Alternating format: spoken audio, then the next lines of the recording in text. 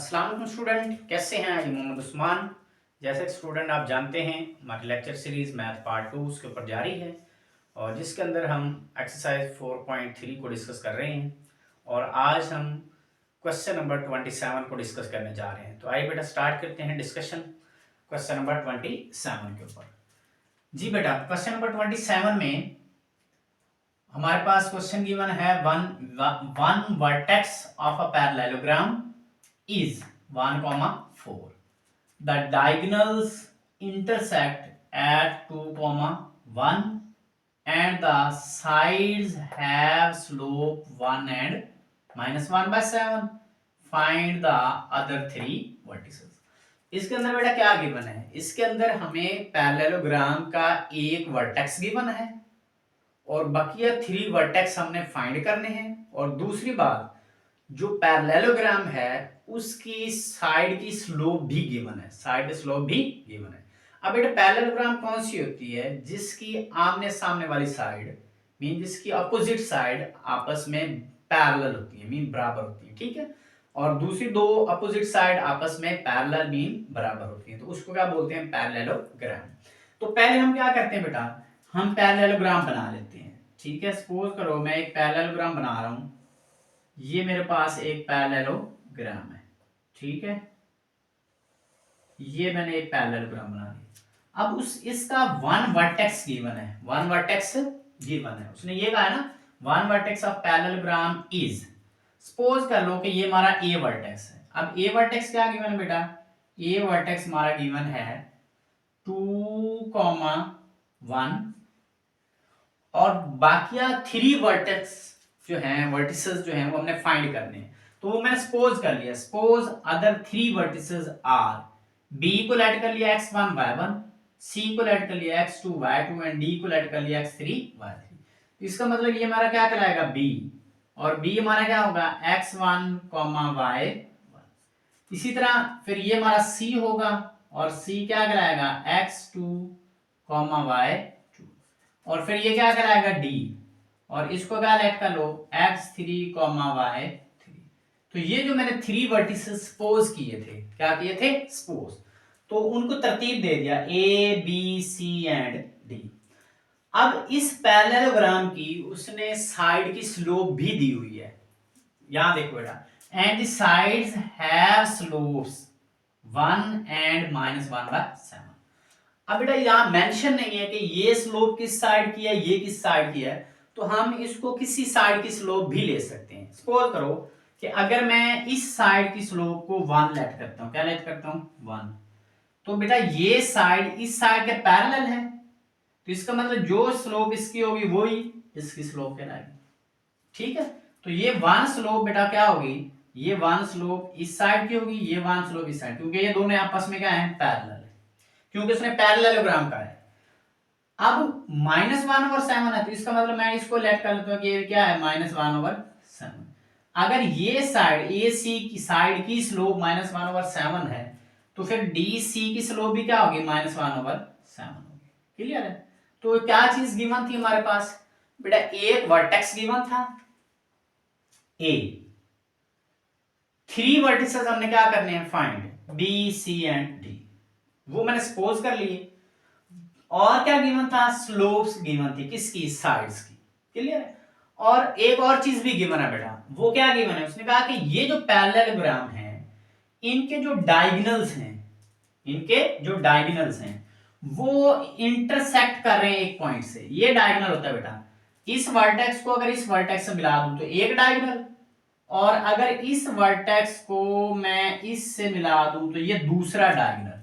तो मीन ये वर्टेक्स और ये वर्टेक्स मिलेंगे तो एक डायगोनल बनेगा, ये वर्टेक्स और ये वर्टेक्स मिलेंगे तो दूसरा डायगोनल बनेगा। उसने ये कहा है कि जो पैरेललोग्राम के डायगोनल्स हैं वो एक दूसरे को कहां से कट कर रहे हैं?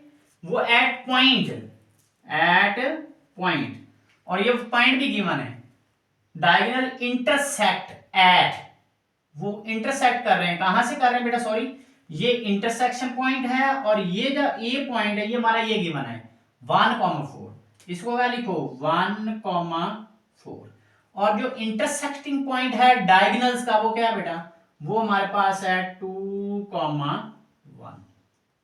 2,1। क्लियर है बेटा।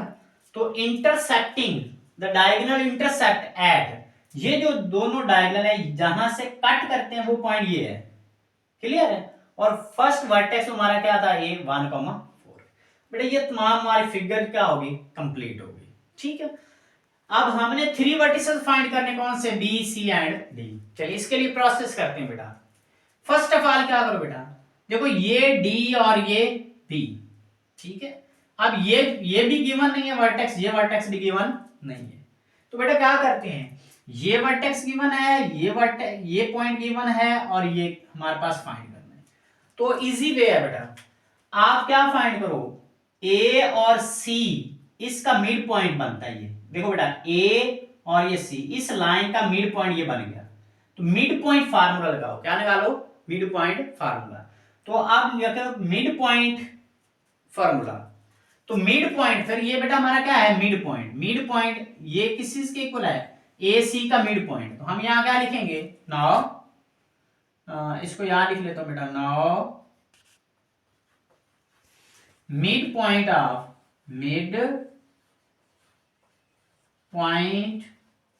Of AC, mid point of AC is equal to, वो क्या है बेटा 2,1। ये 2,1 क्या है बेटा, AC का मिड पॉइंट है। ठीक है। तो mid point of AC find करो, कैसे करते हैं मिड पॉइंट ऑफ AC, वो इक्वल है किसके, 2,1। इसका मतलब मिड पॉइंट ऑफ AC निकालो। तो बेटा यहां देखो, ये x1 y1, ये x2 y2, तो इसका मिड पॉइंट फार्मूला लगाओ। तो AC का मिड पॉइंट, ये x1 ये y1, इसको क्या कह सकते हैं बेटा x1, इसको कैसे कह सकते हैं y1, तो ये x2 ये y2। मिड पॉइंट फार्मूला लगाओ बेटा, क्या था x1 plus x2 divided by 2 y1 plus y2 divided by 2, इसको ब्रैकेट क्लोज करो।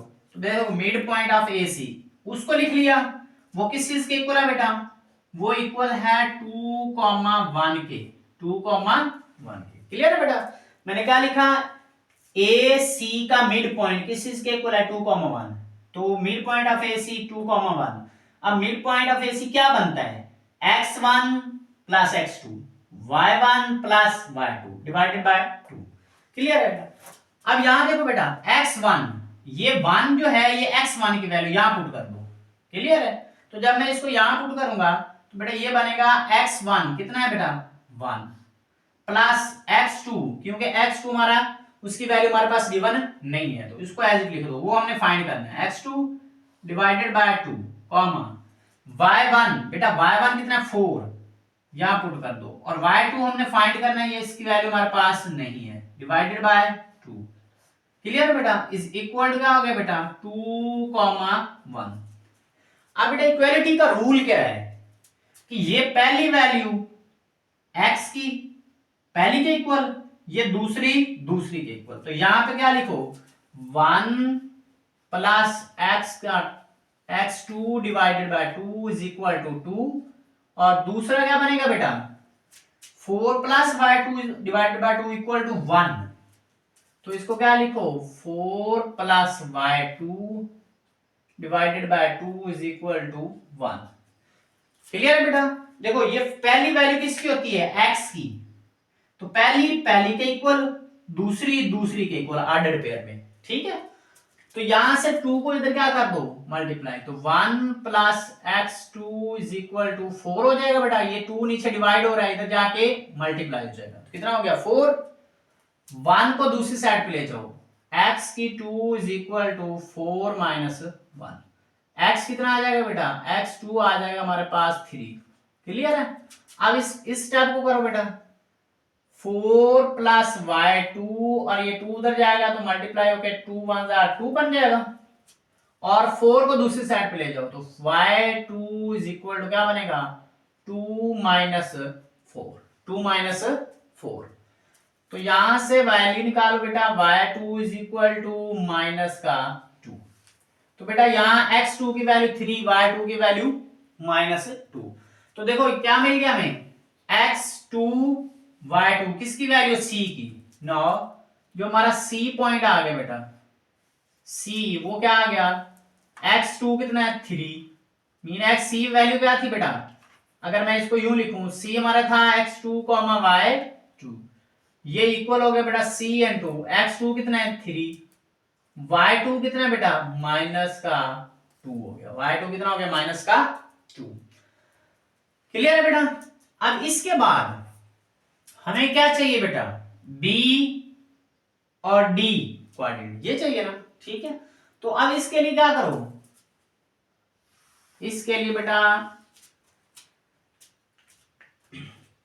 स्लोप फाइंड करो। क्या फाइंड करो बेटा, स्लोप। स्लोप ऑफ AD किसके इक्वल है 1 के, किसके इक्वल है 1 के। तो आप स्लोप ऑफ AD फाइंड करो, slope of AD। Now slope of AD, तो बेटा जब हमारे पास A और D दो पॉइंट्स गिवन है, अगर इनकी फाइंड करनी हो स्लोप तो कैसे फाइंड करते थे बेटा, याद करें बेटा 2 पॉइंट स्लोप फार्मूला। ये मैंने इस एक्सरसाइज में शुरू में आपको बताया था, फर्स्ट क्वेश्चन में और सेकंड में, थर्ड में हमने क्वेश्चन में लगाया था फार्मूला।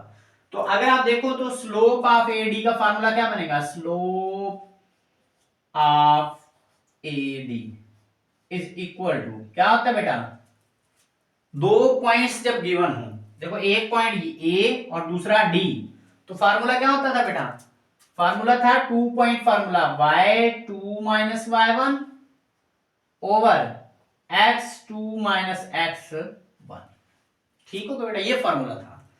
तो याद है बेटा slope of AD, slope of AD की स्लोप गिवन है कितनी है बेटा 1, देखो AD साइड की स्लोप कितनी है 1, तो स्लोप ऑफ AD की जगह क्या लिखो 1 इज इक्वल टू, बेटा यहां देखो AD 2 पॉइंट स्लोप फार्मूला लगा रहे हैं, तो ये x1 ये x2, इट मीन के x2 की जगह क्या पुट करेंगे x3, इधर देखो y1 और ये क्या कहलाएगा y2, तो y2 की जगह यहां y3 है तो y3 पुट कर देंगे, और y1 की जगह कितना है 4, तो क्या पुट कर देंगे बेटा 4, क्योंकि हमने इन दो पॉइंट के हिसाब से, ये पहला पॉइंट तो ये x1 ये y1, ये दूसरा पॉइंट तो ये x2 की वैल्यू होगी, ये y2 की वैल्यू होगी।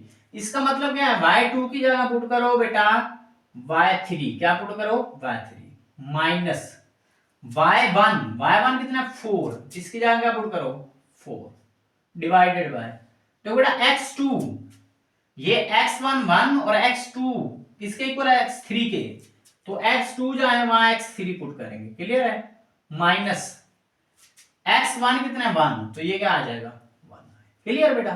तो मीन हमने तो पॉइंट्स को देखना है, तो दो पॉइंट्स हो तो पहला पॉइंट x1 y1 होता है, दूसरा x2 y2।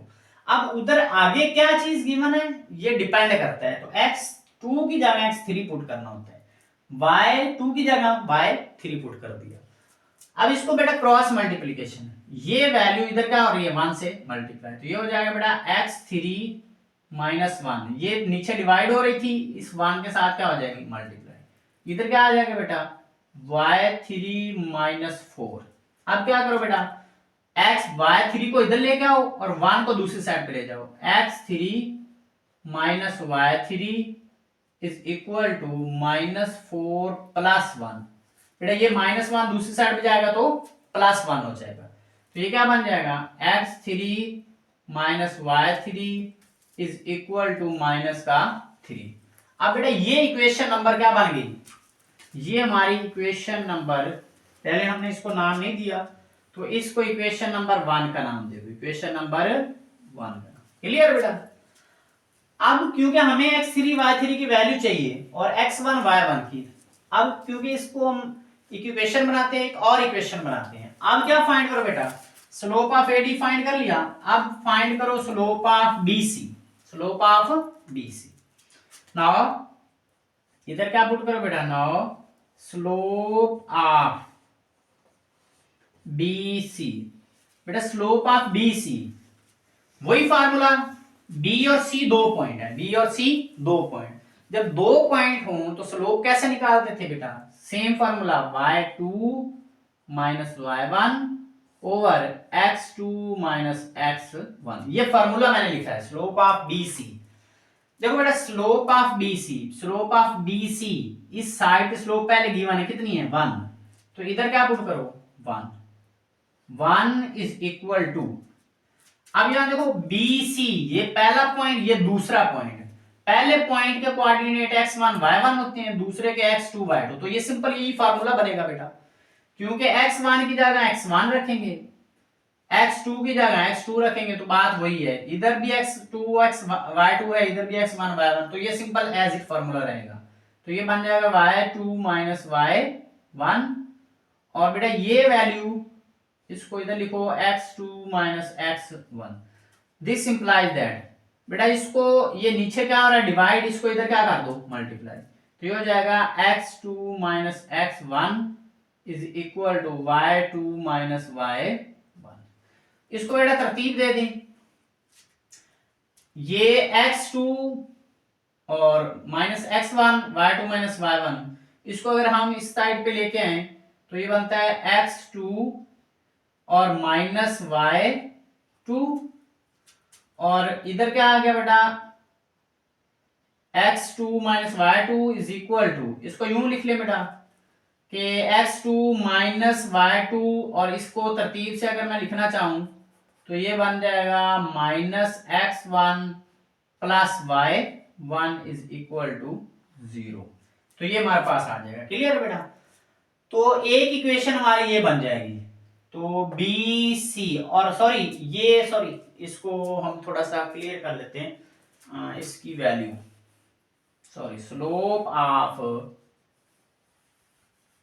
इसकी वैल्यू हमने निकाली हुई बेटा, क्या निकाली बेटा C पॉइंट क्या है बेटा, यहां देखो C x2 y2 की वैल्यू कितनी है 3 माइनस 2, तो यहां अगर मैं रख दूं कि ये C की वैल्यू मैंने निकाली है, C की वैल्यू क्या आएगी बेटा 3 माइनस 2, तो स्लोप ऑफ B से निकाल रहे हैं, तो बेटा यहां देखो x1 की जगह x1 पुट करेंगे, y1 की जगह y1, और x2 की जगह 3, y2 की जगह -2, तो ये स्लोप ऑफ BC कितना है बेटा 1 इज इक्वल टू बेटा y2, देखो y2 कितना है -2, तो इधर पुट कर दो माइनस का 2, अब माइनस y1, तो y1 की जगह y1 ही पुट होगा, तो माइनस का y1 डिवाइडेड बाय, नीचे लिखो बेटा x2 कितना है 3, तो इधर क्या पुट कर दो 3 माइनस x1, अब इसको इधर क्या कर दो, ये नीचे डिवाइड हो रहा है, इधर क्या कर दो मल्टीप्लाई, तो 3 minus x1 is equal to -2 minus y1, क्या करो बेटा माइनस, ये माइनस x1 को दूसरी साइड पे लेके जाओ, -2 को इस साइड पे लेके आओ, तो दिस इंप्लाइज दैट बेटा ये बन जाएगा x1 दूसरी साइड पे जाके पॉजिटिव, और इधर क्या आ गया -y1, और ये -2 इधर आएगा तो पॉजिटिव, तो ये बन जाएगा 3 प्लस 2, दिस इंप्लाइज दैट बेटा ये बन गया x1 minus y1 is equal to 5। तो ये हमारी कौन सी इक्वेशन बन गई, इसको मैं इक्वेशन नंबर सर्कल कर देता हूं, ये इक्वेशन नंबर 2 बन गई, क्या बन गई 2, और इसको अगर मैं सर्कल करूं तो बेटा ये इक्वेशन नंबर क्या बन गई 1, क्लियर बेटा। अब ये दो इक्वेशंस बना ली, x3 y3 x1 minus y1 is equal to 5। अब बेटा स्लोप फाइंड करो DC की, DC, तो क्या लिखो now slope of DC, now slope of DC क्या होगी बेटा y2 minus y1 over x2 minus x1, 2 point slope formula. तो स्लोप ऑफ DC किसके इक्वल है -1/7, अब इसका फार्मूला लगा दो, तो ये क्या बनेगी बेटा -1/7 इज इक्वल टू, यहां देखो DC, तो x1 की जगह x3 पुट करना है, y1 की जगह y3 पुट करना है, x2 की जगह 3, तो यहां देखो x2 की जगह 3, y2 की जगह -2, तो यहां क्या पुट करो y2 की जगह बेटा क्या पुट कर दो -2 और y1 DC, तो ये y1 की जगह क्या पुट करना 3, तो -y3 आ गया डिवाइडेड बाय x2, बेटा x2 की जगह क्या पुट करना 3, तो इधर कितना आ जाएगा 3 माइनस y1 x1 की जगह क्या पुट करना है 3, तो ये आ जाएगा x3। तो इसको जब हल करेंगे बेटा क्रॉस मल्टीप्लीकेशन, इसको इधर इसको इधर, तो जब इसको इससे करेंगे तो ये बनेगा 3 minus x3 is equal to 7 को इससे मल्टीप्लाई करेंगे तो ये बन जाएगा माइनस का 14, और 7 को जब इससे करेंगे तो माइनस का 7/3, ये चीज बन जाएगी। अब बेटा -7/3 को -x3 को उधर ले जाएंगे तो दिस इंप्लाइज दैट ये बन जाएगा x की 3 पॉजिटिव का उधर जाएगा तो इधर माइनस का 7/3, और ये जो हमारा 3 है ये इधर पॉजिटिव का इधर जाएगा तो ये -14 जब इधर जाएगा तो क्या हो जाएगा पॉजिटिव, तो ये बन जाएगा बेटा ये इधर गया ये इधर पॉजिटिव, तो ये 3 + 14 ये बन गया x की 3 7 y की 3 इज इक्वल टू 17 क्लियर है बेटा। अब इसको इक्वेशन नंबर, इसको मैं सर्कल कर देता हूं, ये हमारी इक्वेशन नंबर बन गई 3, क्या बन गई 3। अब हमने क्या करना है बेटा, अब हमने स्लोप फाइंड करनी है ए बी की, किसकी ए बी, तो इधर क्या लिखो बेटा नाउ स्लोप ऑफ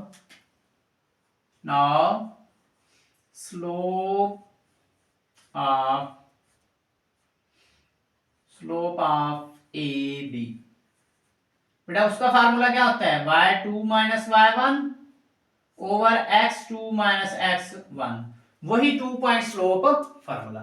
तो ए बी ये x1 y1 ये x2 y2 mean x1 y1 ये गिवन है, x2 और y2 की जगह x1 और y1 गिवन है, तो बेटा y2 की जगह क्या पुट करो y1, क्या पुट करना है स्लोप ऑफ ए बी किस चीज के इक्वल है -1/7 इज इक्वल टू बेटा y2, तो ए बी, तो ये y2 की जगह यूज करना है y1, तो जहां y2 है वहां क्या पुट करो y1, तो इधर क्या आ जाएगा y1 माइनस y1 की जगह क्या पुट करना है ए, तो ये x1 ये y1 की जगह क्या पुट करना है 4, तो इधर क्या पुट कर दो 4 डिवाइडेड बाय x2, यहां देखो ए बी ये पहला पॉइंट x1 y1 दूसरा पॉइंट x2 y2, मीन कि ये किसकी वैल्यू होगी x2 की, ये किसकी वैल्यू है y2 की, तो जहां y2 फार्मूले में होगा वहां y1 पुट करेंगे,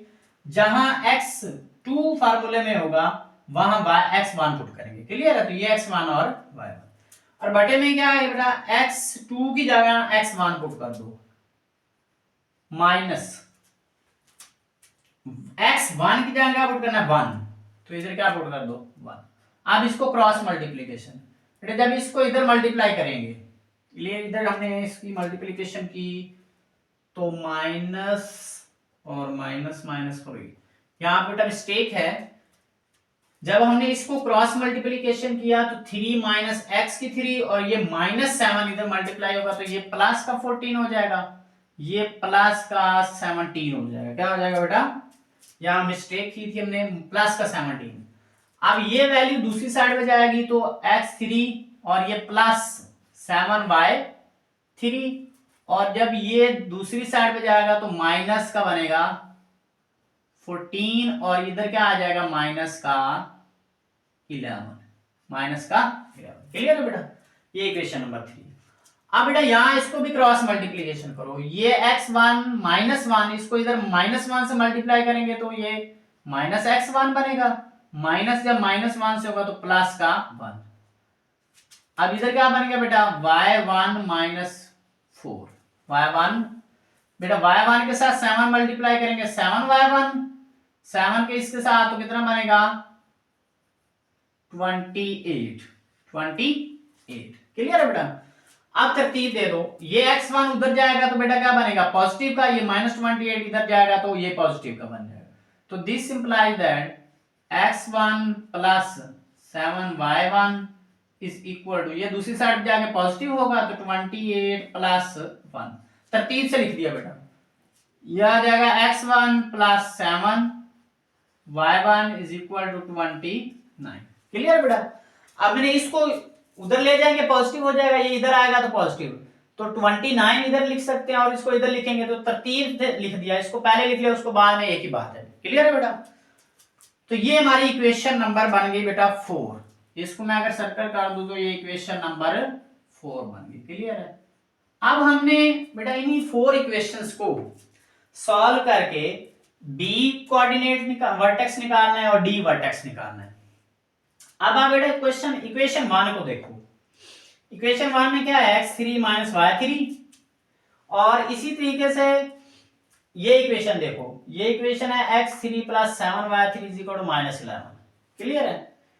और इसके बाद सेकंड में x1 y1, और बेटा इधर क्या है x1 plus 7y1 is equal to 29। तो इसके अंदर हमने कुछ माइनस प्लस करना है। ठीक है बेटा। तो कैसे करेंगे, ये कोफिशिएंट कितना है बेटा x3, इसका कोफिशिएंट कितना है 1, यहां देखो x3 का कोफिशिएंट कितना है बेटा, इधर भी 1। इसका मतलब इक्वेशन 3 में से इक्वेशन 1 को सब्ट्रैक्ट कर दो। क्या कर दो, सब्ट्रैक्ट। तो यहां लिखो सॉल्व इक्वेशन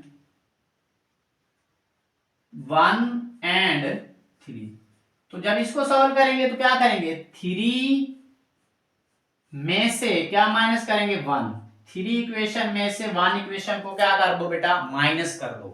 पहले 3 लिख लो, ये वाली 3 है ना, x3 plus 7y3 equal to minus का 11।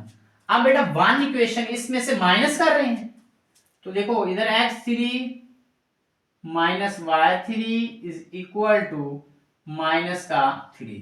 तो अब बेटा साइन चेंज करो, क्योंकि हम इक्वेशन 3 में से 1 को माइनस कर रहे हैं, तो साइन चेंज करो, ये माइनस ये प्लस ये प्लस।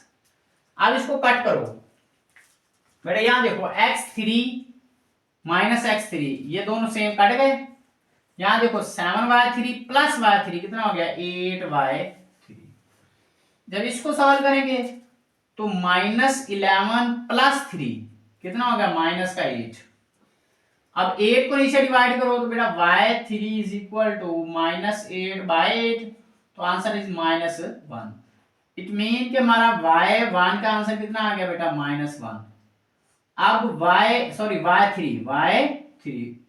तो y3 की वैल्यू आ गई -1। अब इसको पुट कर दो इक्वेशन 1 में, किसमें, इक्वेशन 1 में। तो इसको किसमें पुट करो, पुट इन इक्वेशन 1। इक्वेशन 1 में पुट करो, जहां y3 है वहां क्या पुट कर दो -1। तो ये आ जाएगा बेटा x3 माइनस इंटू -1। बेटा माइनस फॉर्मूले वाली y3 का आंसर कितना -1, तो यहाँ -1 पुट कर दिया, इज इक्वल टू क्या आ गया माइनस का 3 आ गया। अब यहां देखो बेटा x3 is equal to minus minus plus 1 is equal to -3। This implies that बेटा 1 दूसरी साइड पे जाएगा तो माइनस का हो जाएगा, तो x3 इज इक्वल टू -3 पहले है, ये उधर जाएगा तो माइनस का हो जाएगा, तो ये आ जाएगा -1 -3। तो x3 कितना आ गया बेटा, ये आ गया -4। तो x3 की वैल्यू मिल गई बेटा हमें -4। तो यहां देखो d हमारे पास आ गया, d हमारे पास क्या बन गया बेटा, इधर इसके ऊपर ही मेंशन कर देता हूं। तो d हमारे पास बन गया बेटा x3 का आंसर कितना है -4 और y3 का आंसर कितना है -1। तो बेटा ये देखो d भी आ गया, c पहले निकाला था, a वर्टेक्स था, अब क्या चाहिए हमें b वर्टेक्स। क्या चाहिए b। अब b के लिए क्या करना है x1 y1 की वैल्यू निकालनी। तो अब बेटा 2 इक्वेशन और हमने निकाली हुई है, देखो x1 y1 इक्वेशन 2 और उसके बाद इक्वेशन 4। देखो इधर x1 इसका कोफिशिएंट 1 है और इधर भी x1 का कोफिशिएंट 1 है। अगर इस इक्वेशन को इसमें से सब्ट्रैक्ट कर दूं तो मेरे पास y1 की वैल्यू मिल सकती है। क्लियर है बेटा। तो इसका बेटा स्क्रीनशॉट ले लें और इसकी मैं ये जो स्टेटमेंट है इसको रेज करके यहाँ इसका बकिया हिस्सा सॉल्व कर देता हूँ। शाबाश बेटा, इसका स्क्रीनशॉट ले जी बेटा। अब बकिया हिस्सा इसका मैं यहाँ कर रहा हूँ बेटा, इसकी स्टेटमेंट को रेज कर रहा हूँ और बकिया हिस्सा यहाँ कर लेते हैं, ठीक है। अब बेटा यहाँ देखो, इक्वेशन नंबर 4 में से इक्वेशन नंबर 2 को माइनस कर दो। तो इधर क्या करो, सॉल्व इक्वेशन 2 एंड 4। तो क्या करो, 4 माइनस 2, 4 माइनस 2। तो बेटा 4 माइनस 2 लिखो। पहले 4 इक्वेशन हमारे पास क्या है, 4 है x1 plus 7y1 is equal to 29। इसमें से माइनस क्या करना है बेटा, x1 minus y1 is equal to 5। अब साइन चेंज कर दो, क्योंकि माइनस कर रहे हैं तो ये माइनस, ये प्लस, ये माइनस। बेटा ये सेम कैंसिल हो, ये सेम कैंसिल। 7y1 में से y1 जमा कर दो तो कितना आ गया बेटा, 8y1। 29 में से 5 निकालो, कितना आ गया, 24। अब 8 को नीचे क्या कर दो, डिवाइड। तो y1 इज इक्वल टू कितना आ गया, 24 डिवाइडेड बाय 8। और इसको कैंसिल करो, 8 1 जार 8, 8 3 जार 24। तो ये हमारे पास, दिस इंप्लाइज दैट y1 कितना आ गया बेटा, 3 आ गया। तो y1 की वैल्यू हमारे पास आ गई 3। इसको किस में पुट कर दो, पुट इन इक्वेशन 2। इसको 2 में पुट कर दो। क्लियर बेटा, y1 की वैल्यू इक्वेशन 2 में क्या कर दो, पुट। नाउ x1 और y1 कितना बेटा, 3। तो यहां 3 पुट करेंगे तो ये माइनस का 3 is equal to 5। This implies that x1 कितना आ जाएगा बेटा, माइनस 3 उधर जाएगा, प्लस का 3 हो जाएगा। तो 5 प्लस 3, तो x1 कितना आ गया बेटा, 8। तो x1 की वैल्यू कितनी आ गई, 8। तो अब यहां क्या करो, यहां a b, देखो x b हमारा कितना आ गया, b वर्टेक्स b, x1 कितना है बेटा, 8 और y1 कितना है बेटा, 3। तो यहां कितना आ गया, 3। तो हमने कितने वर्टेक्स फाइंड करने थे, b। तो यहां मैं लिख सकता हूं b मेरा क्या था, x1 y1, और इसको मैं लिख सकता हूं bn2, x1 8 y1 कितना है, 3। तो ये b वर्टेक्स आ गया। सेम इसी तरीके से हमने देखो, ये y3 x3, तो ये क्या था हमारा d। तो मैं लिख सकता हूं बेटा dn2 x3 y3 is equal to dn2 x3 कितना है बेटा, माइनस का 4, y3 कितना है, माइनस का 1। तो ये d वर्टेक्स भी आ गया, ये b वर्टेक्स आ गया, और ये हमारा c वर्टेक्स जो कि हमने यहां फाइंड किया हुआ बेटा, c, ये वाला c वर्टेक्स। और ये मेरा कितना आया था बेटा, c वर्टेक्स, ये लिखा हुआ है 3 माइनस 2। क्लियर बेटा, तो ये हमारा क्या आ गया, c वर्टेक्स। तो बेटा ये जो क्वेश्चन है, क्वेश्चन नंबर 27, तो इस ये लॉन्ग क्वेश्चन जो है बन सकता है बोर्ड के लिए, ठीक है बेटा, ये इंपॉर्टेंट है। तो इसको आपने अच्छे से सॉल्व करना है। तो आज हमने इस एक्सरसाइज का जो क्वेश्चन नंबर 27 ही था, जो कि काफ़ी लेंथी है, इसको ही सॉल्व करना था। तो इंशाल्लाह नेक्स्ट लेक्चर में हम नेक्स्ट एक्सरसाइज 4.7 को डिस्कस करेंगे। आज के लेक्चर को हम यहाँ ही वाइंड अप करते हैं। अल्लाह हाफिज़।